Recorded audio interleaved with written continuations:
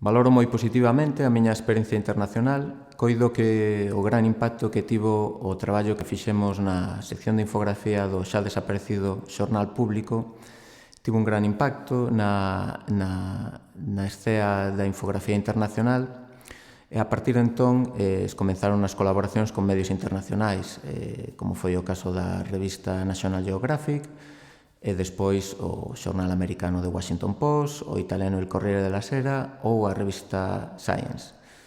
Mas creo que todo isto non tivera ocurrido se anos atrás non tivera tomado a decisión de irme a Londres a continuar a miña formación, xa coa miña carreira profesional ben escomenzada aquí en Galicia. Fai 2 anos regresei a Galicia, dende onde continuo traballando como freelance, facendo infografía e deseño de información. Atopo que podo desenrolar o meu traballo dende aquí e que non me perxudica para nada ser galego, pois a miña actividade ten unha vocación basicamente universal, chegar á maior audiencia posible.